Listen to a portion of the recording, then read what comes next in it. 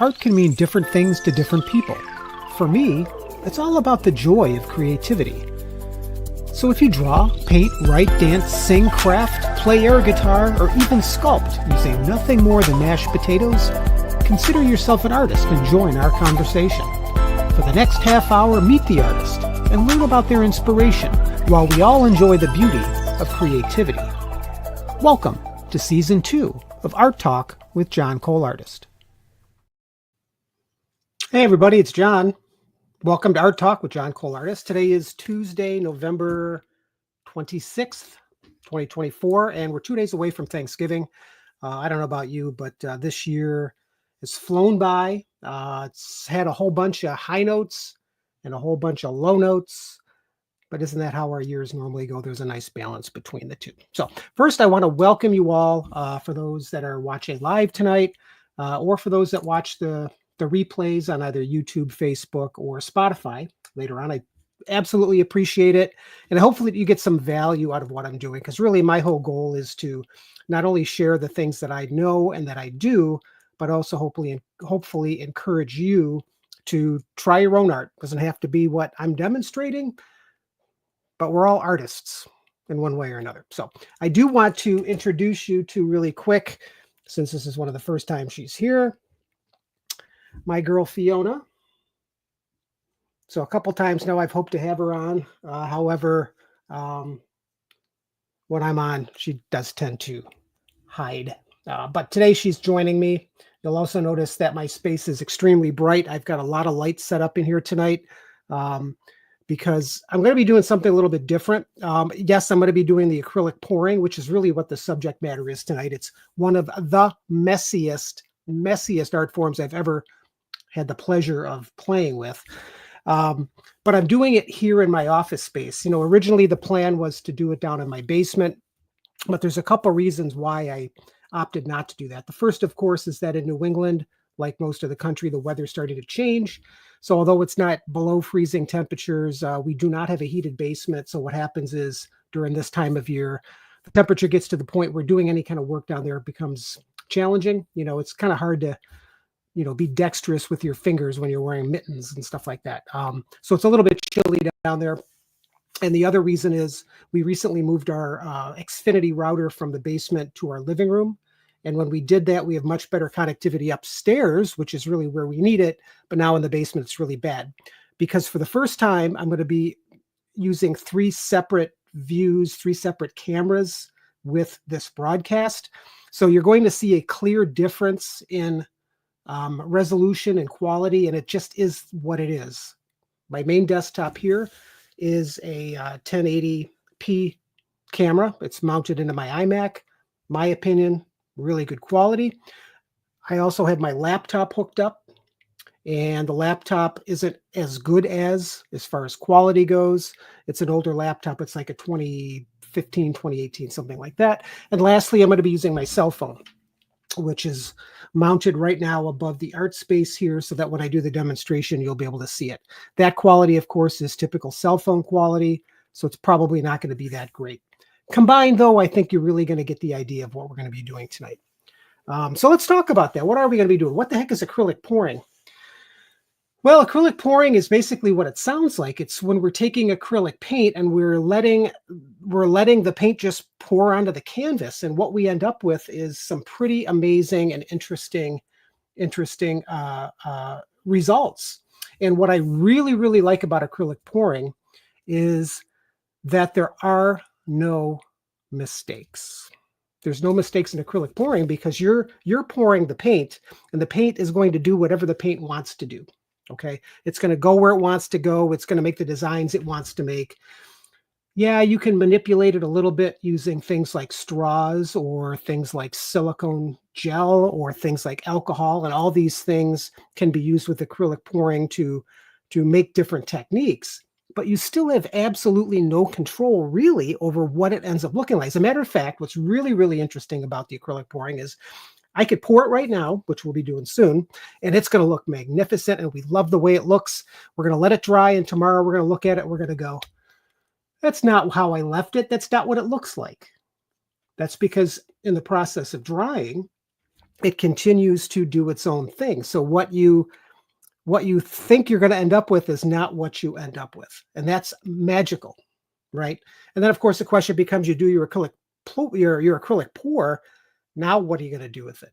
And we're going to talk a little bit about that tonight as well. So I'm going to go ahead and now shift us over to the laptop setup here. So give me a second. Now, if you want to comment, feel free. You can comment through YouTube or you can comment on Facebook. And I'll see it over here. I can see it on that monitor and this monitor at the same time. But if somebody wants to make a comment or ask a question, please do so. And it'll probably just take me a moment to shift over. So let's go ahead and see what this looks like.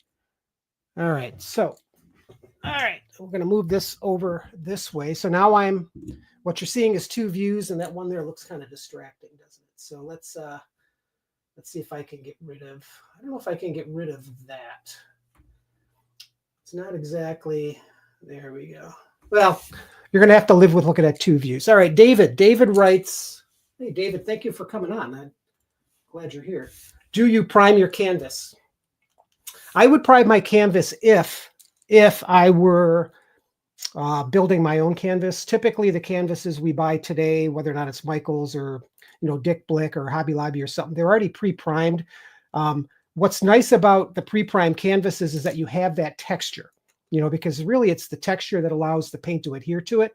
If you've ever tried painting on a shiny surface, like glass, for example, it's extremely difficult to get a smooth surface. So priming then would be what you would want to do to give it something to stick to, because glass is highly slick, right? If you were to take a pre-primed canvas and reprime it, put another layer of gesso on there, which you can do, you're removing some of that texture. So the more texture you remove, the harder it is for the paint to adhere, and then you do tend to get what they call holidays or spots that don't quite look well. So I don't, because I buy the pre-made, pre-prepared canvases. But if you're building a canvas from scratch, then by all means use some gesso and go ahead and prime it. All right, so let's talk about what we're going to be using tonight. So first, when we're talking about acrylic pouring, we're talking about acrylic paint. Now, there's really two different types of paint, right? You've got the stuff that you see in tubes that we would use for fine art painting. And then we have what's called craft paint, which is right here. And the difference between the two is it's pretty significant. The stuff that's in the tubes is very thick. You have to mix it with water, depending on how thick you want to apply the paint. Craft paint is by default a very loose paint. It's very liquidic. Is that a word? Maybe somebody can double check that for me. It's a very liquid paint. It's good for pouring, but it's still too thick.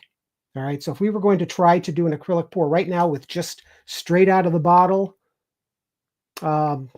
craft paint, we probably would have some issues with the paint moving around the canvas. So what we do is we thin this out. Now, you can thin with water. However, the problem with thinning with water is that when the paint dries, it's not going to be a very vivid color, because you're really, with the water, taking away from the pigment, right? You're making the pigment stretch further on the canvas than it normally would if it was straight out of the bottle. So how do we solve that problem? Thank you for asking. Home Depot, and this is really interesting, and this is something I didn't know until I got into acrylic pouring. Well, actually, before I mention that, I will say that you can buy pre-mixed paints from Michael's, Hobby Lobby, pre-mixed acrylic pouring paint. You absolutely can do that. Just keep in mind it probably will run you into some money. These craft paints can be as low as like 59 cents. But if you were to buy a bottle of acrylic, pre-packaged pouring paint, try saying that 10 times, it's alliteration, right?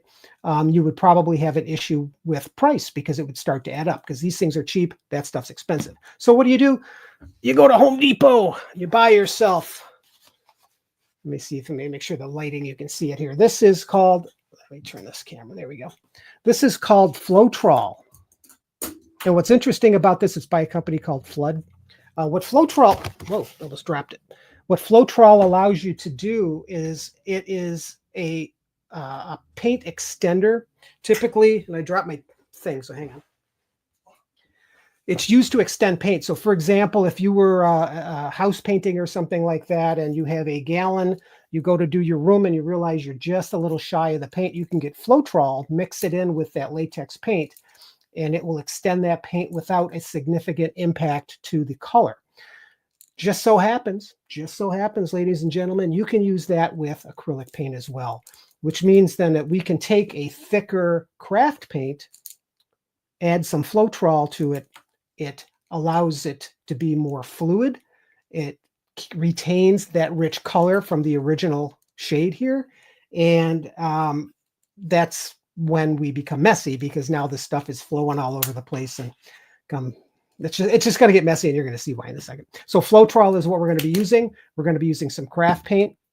Other supplies we're going to need some disposable cups, or if you want to be more economically, mindful, you can always get something like plastic cups and just wash them out. I would just be cautious about washing, a lot of acrylic down your sink. We're going to need some stirrers, because what we're going to be doing is we're going to be mixing the paint with the Floetrol. We're going to need something to pour our paints on. So I've got these two 4x12 canvases. So we're going to do 2 tonight just to see how they turn out, just to show you some different ways of applying the paint. We're also going to need, and what I would recommend, if I can find, here it is, a straw. Now, straws are really cool because you can move the paint around with the straw while it's still wet. So you can influence what the paint does. Doesn't mean it's going to listen to you in the very end, but you can influence the paint. And then if you want, and it's not necessary, you can use something like a butane brulee type device to accelerate the paint a little bit for drying, or you can use it to what's called create cells, and hopefully we'll get some cell action tonight. And that's basically when the different colors separate and create little areas of bright color. Okay. Now, so what we're going to do, also, and last thing, we're going to try to, and I've never done a 3D, hey, his arm fell off. I've never tried a 3D object, but we're going to try to do an acrylic pour over a 3D object, just so we have an idea of what happens when we do that. And unfortunately, both his arms fell off, so that's okay, though. We're going to paint him anyway. All right, David writes, reduces bubbles too. Yes, exactly. So, David, have you tried the acrylic pouring? I think you have. As a matter of fact, I think I've seen some of your work. So you don't even have to answer that. I know that I have. All right, so what are we going to do? Oh, rubber gloves, because this stuff is super messy. All right, so first thing we're going to do, let's go ahead and open up the canvas here and get our canvas ready. And like, yes, you got it.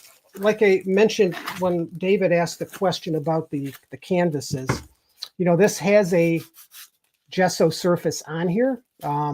These are level, I don't know what they are from Michael's, level 2, level 3. They're not the high-end canvases.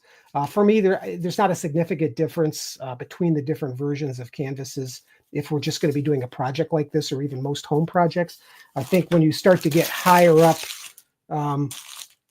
meaning the higher levels, I think the canvas quality is better. But for what we're doing, we don't need high-end canvas. So we're going to get the canvas ready, and I'm going to go ahead and now switch the cameras again. Let's see what this looks like.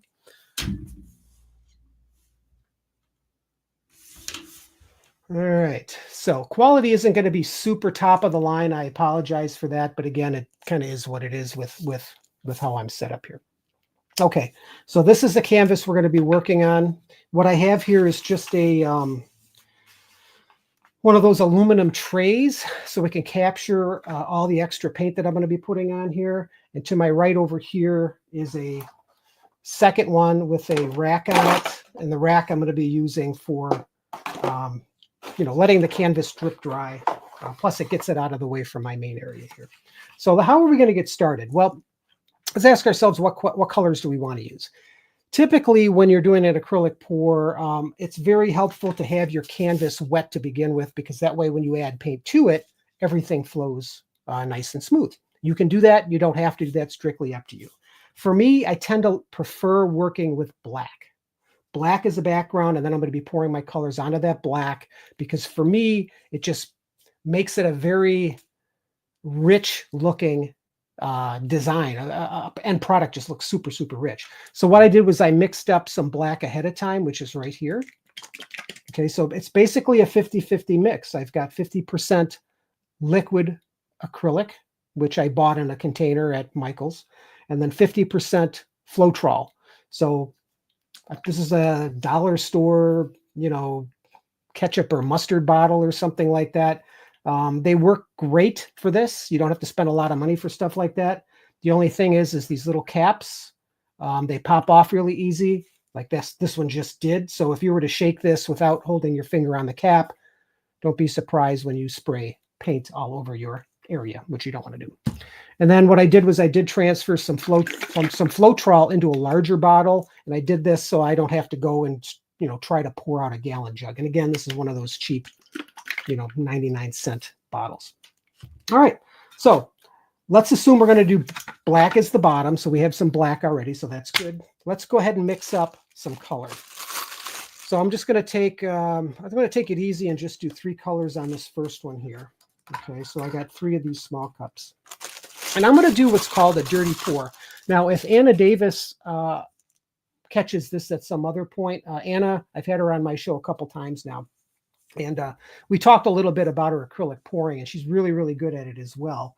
And her techniques might be different than mine. And that's, again, the really cool thing about acrylic pouring is that there isn't any right or wrong way to do this. If my technique is what they call a dirty pour, is where I mix all the colors together and they just, splooch out all over the place, that's the way I do it, and I get a really cool result. Somebody like David might be a little more constrained. He might do what's called a control pour. Maybe he does a couple colors and he just pours it on and tries to make it go the way that he wants to go, right? Try to influence that paint to maybe, shift in a certain direction. Ain't nothing wrong with that either. That's awesome. If he gets the result that he's looking for, we're good to go. So that's really what it's all about. So let's pick some colors. So I've got some metallic silver. And what I'm going to do is, because this is not a large canvas, I'm just going to squirt a bunch in the bottom. Just like that. Okay, let's see. What goes with silver? How about, I've got some of this Color Shift blue. Now, the funny thing about this Color Shift is I found this at Michael's, I think at the end of last year or so. And this is not the 59-cent paint. This is like the $2.50 paint. Thinking that this was going to be an amazing paint to use for painting, canvas and stuff like that. To be honest with you, it's horrible. It's really horrible for stuff like that. However, for acrylic pouring, it's really, really nice. So I'm going to go ahead and squirt some of this in there. Okay, and let's pick one more color. I think let's do some of this purple Color Shift. No, actually, you know what? Let's see. I've got that blue. I've got silver. I'm going to try some of this dark metallic. There's something about these metallic colors I just find super, super attractive. Okay, and then I'm just going to take this. Oops. Now you notice here on the right, I got paint on the canvas, and you want to know something? That's perfectly fine, because we're going to be covering that up anyway. Okay. Now we're going to take some of the Floetrol here, and we're going to squirt some in there, about 50%. You can just kind of eyeball it. Doesn't have to be perfect, but basically what we're doing is we're loosening up how thick this paint is. And it's thick because if you look at here, that's like a big, it's not even, I'm smoothing out at the bottom. Oops, there we go. Smoothing out at the bottom of this cup. It's just laying there in a big blob. It's because that particular blue is very, very thick. But what we're going to do is we're going to thin that out. So I'm going to add some, about 50% in each of these, just like that, which is why these bottles are really, really handy for these small cups. And then I'm going to grab some stirrers here. And actually, let me take the stirrers I have, and we're just going to go ahead and mix it up. And you're going to notice that now, probably be easier to see in the blue, but basically that white color of the Floetrol pretty much just disappeared. And now all we have here is just silver. And if you look, it looks like it's just kind of a thick wet, which is exactly what we want. Okay. And we'll go ahead and mix up this blue. And again, you're going to see the Floetrol color disappears, and now we have this. Now, if you go and you look to see if it's thin enough and it's not, just add a little more Floetrol. You can do that. And add in as much as you need. Lastly, we're going to go ahead and do this blue here. That's a pretty blue, isn't it? I really like that blue. Okay, so now we have the 3 colors. So the question is, now what? What are we going to do to really make this an acrylic pour and get some really cool result? Well, I'm glad you asked that question, because here's what I'm going to do. First, oops, I just ripped my glove. I guess I can never be a doctor. Let me get rid of these sticks. Just going to go ahead and throw them over here. If I need them later, I can use them. Now, there's multiple ways we can do this. If we want, we could just mix all 3 of these colors together. Let's see, Christine's on. Hello, beautiful soul. Hi, Christine. Thank you so much. Christine has been an awesome supporter of mine ever since I started doing this podcast. And I think I've mentioned it a couple times, but I really appreciate you watching. So thank you. I appreciate it. So anyway, we can use the colors as is. We can mix them all together. We can do whatever we want with these colors. And that's what's so cool about acrylic pouring. But I really like the black, the idea of the black. So I'm going to do something. I'm going to mix them all together, but with black. Now, when we do an acrylic pour and we do what's called a dirty pour, what we're going to do is we're going to put all the paint in here, but we're not going to stir it. I'm going to put some black in here, some of the 3 colors, and then finish in black. And what I'm going to do is I'm going to take this cup and turn it upside down in the middle of my canvas and just let the colors go wherever they go, which means whatever color I put in first is going to be the top layer. Okay. And then whatever I put in last will be the bottom layer. And that's kind of important because some colors react differently to other colors. And I don't know why that is. I don't know if it's because of the consistency. I don't know if it's because of the pigments. I don't know if it's because of the amount of Floetrol you put in. But all the colors react a little bit differently. And that's important because, again, you never know what you're going to get. And that's what's so cool about this. So in the bottom of my cup, I'm going to add in some of this pre-mixed black. Okay. I'm then going to pour in some of the silver. I'm just going to pour it right in on top, just like that. I'm not going to mix anything just right yet. Let's do some of the light blue.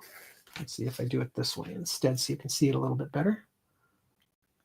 Pour in some of the light blue, just like that. And if there's colors left over, that's good because we can use them for the next project.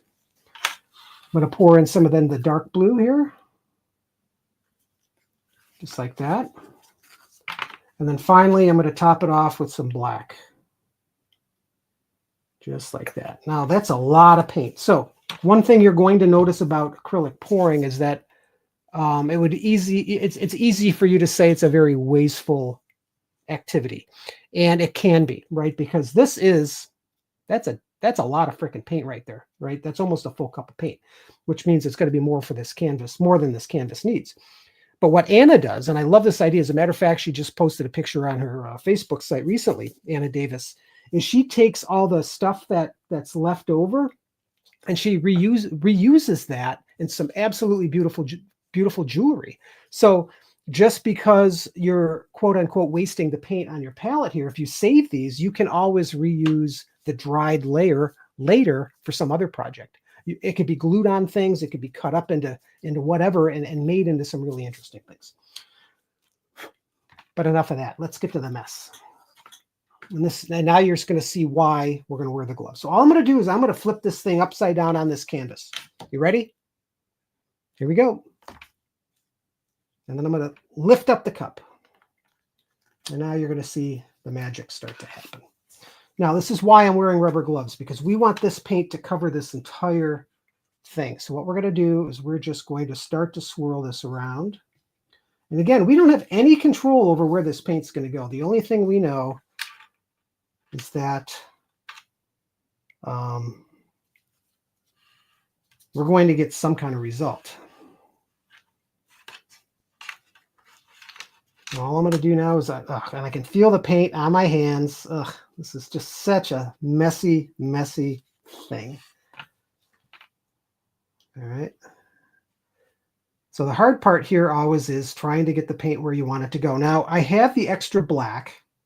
If I wanted the paint to go in a certain direction, I could add some more black perhaps to have it move a little bit quicker or to move it faster. But I don't think I need to. I think I have enough on here right now. Okay. And if there are any spots that where the canvas is white, there's like a little white spot. Well, what I'll do is I'll go back to this. I'll pour a little bit of the prepackaged stuff or the stuff that I had on here and just kind of swirl that in so that it covers. Looks like I might have another spot there.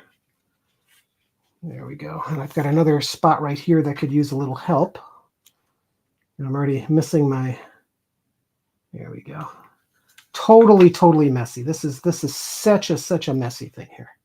But man, it's a lot of fun. And just look at the design. Look at the design on this. This is pretty impressive already. I think I picked some really nice colors for this. There we go. Now what you can do, because this is wet, and it's what you see is not really what you're going to get at the very end anyways. You can touch your canvas and just tap around where there looks like there's spots that need some repair. It's kind of hard for me to show you here without dropping the canvas, but what I'm doing is I'm just tapping some of these spots where there was some white spots, like right here. There's a white spot, so I'm just going to carefully tap just like that. There we go. Look at that. So I'm going to lay this down for a second, and I want to show you what else you can do with this. So this is going to end up being a really pretty result, okay? With the silvers in here, the blacks, the blues, it looks absolutely gorgeous. So I'm going to take these gloves off carefully because I did bring in a garbage can here. I'm smart to do that this time. All right, get these gloves off. Okay. So hands are clean.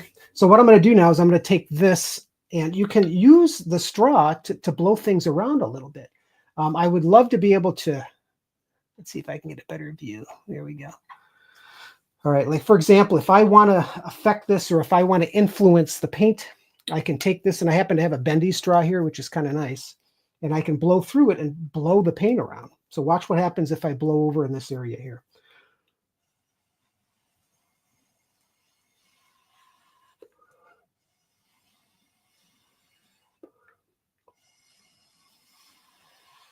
So what I'm basically doing is I'm influencing where the paint is moving because it's in different layers. And it looks to me like the silver layer is lighter than the black area. So the black is sinking a little bit, the silver's coming up. So what we're getting is this really amazing design through here. Some wonderful colors, some wonderful patterning. And over here you see what's called, let's see if I can, yeah, I really wish I could drop this camera down. I'm kind of hesitant about dropping the camera because if I do, I'm not going to be able to get it back up. But what you're going to see over here are some cells, these little spots here where you see these little blue things. Those are called cells. And as this thing dries over the next two days or so, those will develop even more. And it's just going to look absolutely stunning. But you can use a straw to move the paint around. So I now have to move this over to that, which means gloves on again. Looks like, wow, 28 minutes into this already. This was going a lot faster than I thought it was going to go tonight, which is a good thing, I suppose. So I'm going to skip the second one, but instead I would like to try to acrylic cover this. All right, so let me carefully pick this up, move it over to the drying tray here. What I'd like to do is try the Nutcracker and see what happens with the Nutcracker, because I don't really know, and hopefully I'm not getting paint all over my room here. So I'm going to lay the Nutcracker down. All right, so what about the Nutcracker? Now we have a little bit of the paint left over from earlier, but let's add in, what I'm doing is I'm just trying to dry this stuff on my hands really quick here. Let's add in a couple more colors just to really make it interesting. I'm going to add in some of this red. Oops. And I'm going to add in some of this, looks like green. Squirt. And then we'll add in some Floetrol, mix those up, use some black, and see exactly what's going to happen with our little guy here and see what we can do. Again, I've never done a 3D object, and I know it's definitely possible. People do it all the time. I myself haven't tried it. Let's give it a go and see what happens, shall we? Let's go ahead and mix these up. We've got this Kermit looking green. Okay. And then we have a red. So I wanted to use red and green, you know, Christmas colors, because this is a Christmas dude. But I think what we're going to do, since we have paint left over, is I'm going to add into this pouring cup from before. I'm going to add in some more black. I'm going to go ahead and pour in the green. Pour the rest. Might as well. Let's go for broke on this last one. We're going to go ahead and pour in the red. Let me put this over here so you can see it. And we'll pour in some red. Just like that. Throw that out. Got some silver. We'll add a dash of silver. Not too much because we don't want to overdo it with silver. Got a tiny little bit of blue. We'll just use up the rest of these colors. I got a feeling this is going to be super messy. Messy can be fun, you know. Be honest with you, I'm one of those people that prefers being neat. However, sometimes it's fun to be messy. All right, so I've got this guy's arms. I'm going to lay the arms here. You know what? Does this move? Yeah, it does. Okay. I'm going to do a little sliding around here because his arms fell off. All right, let's see what happens now. I'm going to try to control this pour a little bit. Oh, shoot. Did you just see that? I just spilled it. Oh, no. No. I did not want to spill that. But I did. But that's part of the fun, I guess, is to just totally make a freaking mess of everything. Oh, I did not want to do that. That was all my paint. Can you believe I did that? Good heavens. Well, if you're going to make a mess, might as well make a mess live. And what I'm going to do is I'm going to hold this. I'm just going to add some paint. And then scoop up as much of this paint that I decided to pour onto the surface of this thing. Oh, I can't believe I did that. Isn't that funny? There we go.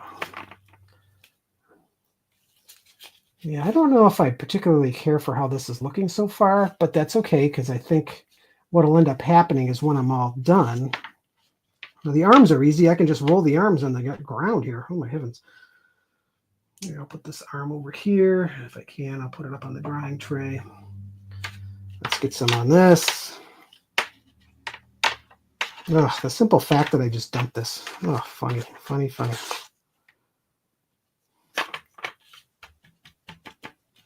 I don't think I like the way this is going. Well, I've learned some lessons just by doing this.